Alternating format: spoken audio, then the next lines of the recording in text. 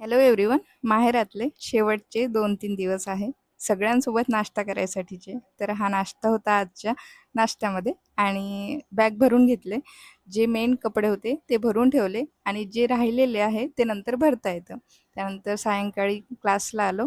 हे जे मूव्हमेंट मी कॅप्चर करते त्या फक्त आठवणी साठवून ठेवण्यासाठी आहे. हे क्षण जे गेलेले आहेत ते परत कधी येणार नाही.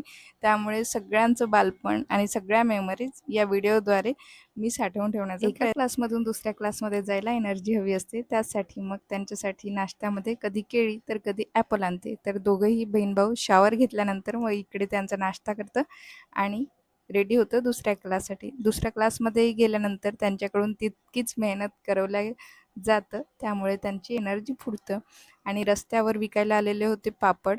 तर पापड हे उडदाचे होते आणि भरपूर असे व्हेरायटीमध्ये बिकानेर पापडचं पॅकेट्स होते आणि 100 रुपयाला 4 असे होते. तर आम्ही असं डिसाईड केलं की आपण जाऊन बघूया, फक्त जाऊनच बघूया आणि घ्यायचा काही विचार नव्हता.